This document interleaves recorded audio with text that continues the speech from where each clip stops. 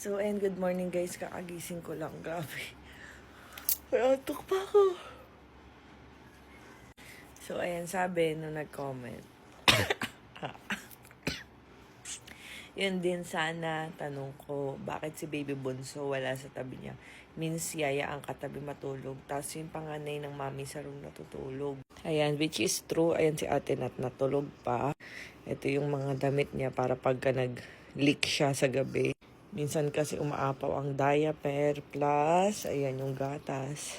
Ito naman yung mga pang heartburn ko tuwing gabi. And yung kanyang cellphone. So, ayan, replyan natin to. Noong mga nakaraang araw guys, dito si Ate Andy, saka si Talia natulog sa kwarto. Doon sila sa kama naming mag-asawa kasi kami ni Nathan sa sahig namin gusto matulog. Pero umiiyak na yung baby ko, nagising. Why? Mommy is here. Nag-CR lang. Nahanap agad ako. Ano ba yan? Tulog ka pa, tulog. CR lang, Mami. Dito lang, Mami, ha? Ay, okay, ayan na po. Babalik na. Yan ang aking clingy na baby. So, ayan. Dito natulog si Ate Andy and Talia nung mga nakaraan. Kasi day off si Ate Dayan. Eh kaso nga guys, hindi makatulog ng maayos si Ching Ching kasi sanay siya na sarado ang ilaw. Ito mag-isang to, gusto naman bukas naman ang ilaw. Tapos ang ginagawa nilang dalawa ay naghahabulan. Di ba yung mga in-upload kong video, panoorin nyo, balikan nyo. As in, sobrang sweet nila sa isa't isa. Parang madaling araw na nagkukulitan pa. Eh syempre, hindi naman pwede hindi sila matutulog, di ba? Pagka hindi sila magkasama sa kwarto, nakatulog agad si Ate Nat. Pero minsan madaling araw pa din, ganun. Tahimik lang sila, ganun. Pero ito kasi tinutoyo to pag madaling araw, bigla na lang nagigising, bigla na lang umiiyak, ganun. Tapos di ko alam kung ano kailangan. Dede. Diaper, basa. As in, para, tas gusto ko kamot, massage. Parang, alam mo yung, para ako nagtatanong lagi tuwing madaling araw, anong gusto, ba't umiiyak, ganun. Tapos, alam niyo naman lahat guys na ako ay going 7 months preggy. Eh, ito kasi pagka sa gabi, ayaw kay Nathan. Kahit sa, kunyari mong madaling araw, ayaw niya sa tatay niya. Pero bago matulog, gustong-gusto niya. Banding sila ni Nathan. As in, kulitan, laro, ganun, hanggang makatulog. Pero pag nakatulog na siya, ayaw mo dikit man lang or hawak man lang ganyan sa tatay niya. Talagang ayaw, mami lang, ganun siya.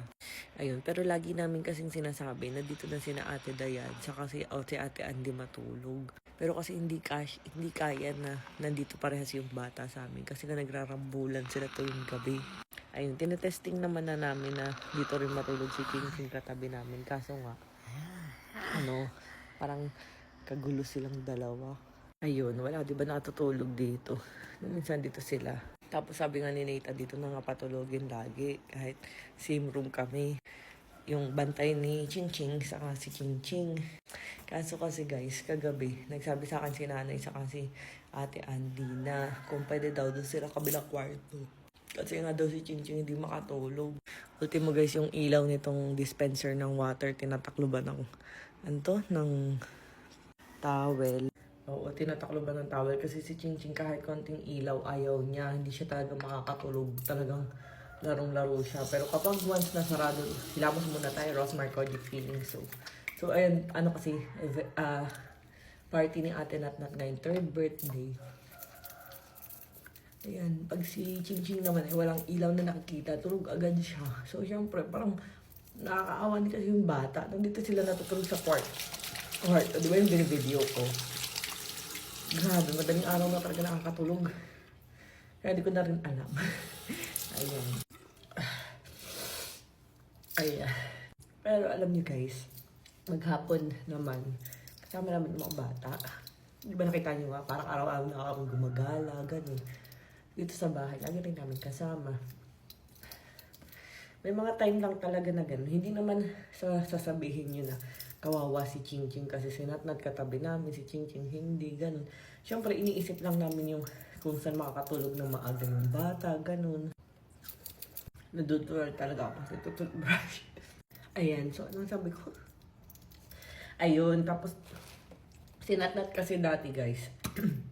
Parang noong una, di ba, nasanay din siyang ganyan. Parang sarado lagi yung ilaw.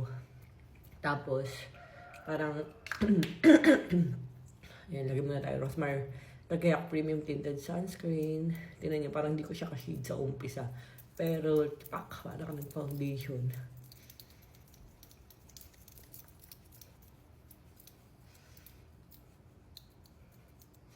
SPF 70 na nga pala to, guys.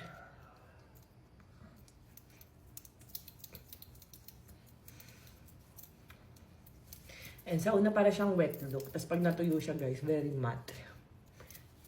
Ayan, so ano na nga ba tayo? Ayun, nung una, di ba dito rin sa kwarto namin sina Ate Agi at saka si Natnat dati. Tapos may time na parang gusto nga nilang magsarili ng kwarto. Siyempre siguro si Ate Agi nahihiya din siya ganun. Parang ayaw din niya na, kasi nga siyempre mag-asawa ka, di ba? Parang siguro, parang yun. Tapos may sariling kwarto sila. Tapos hanggang sa dumating din yung time na si Natnat, gusto na sa amin mag-asawa matulog. Yun yung start din kung ba't si Natnat sa amin na rin natutulog. Tapos, ayun, ayaw na niya pumayag. Kahit ngayon kay Ate Andy, ayaw na niya pumayag na hindi sa amin matutulog siya. Si Natnat. Talagang as in, akit pa lang kami ng kwarto. Susunod na yun. Kasi iiyak na yun, ganon. Tapos si Ching Ching medyo ganon na rin siya ngayon. Kaya sabi ko, Daddy, paano yan?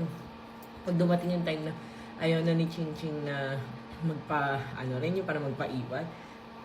Kasi ngayon parang mahabol na siya kapag umakit. Kami, gusto na kasama, ganon. Ayun, tumatambay naman siya dito sa amin. Tapos yun nga, hinayaan ko na doon na muna kasi siguro nahihiya din yung mga yaya nila, yung mga bantay nila, di ba? Pero alam niyo guys, darating at darating din yung time, dito rin yan matutulog. Kaya hindi ko alam kung paano kami magkakasya. Plus palaki ng palaki din yung chan ko kasi nga magsi 7 months na, ganun. Tapos di ko nga alam, sabi ko, magkakanatanyel pa. Tapos maliit. Iniisip ko pa lang na parang may newborn. Tapos sinatnat ang kulit sa gabi. Sabi ko, putik, paano kaya to? Ayan. So, ayan, tingnan nyo. No Lag It feels very lightweight. Para kang nag-foundation. Kaya hindi mo na talaga kailangan mag-makeup. Pag naka-Rosmar kagaya ako, premium tinted sunscreen ka. Kasi ito na, oh, tingnan nyo pati yung dark spots ko na konti. Natakpan na siya. Grabe. Saka perfecto guys sa mga pag sobrang init, re-apply. Kasi hindi siya malagkit. Very lightweight. Para kang walang nilagay. So, ayun. Sana nag-gets niyo ang aking paliwanag na napakahaba. Good morning!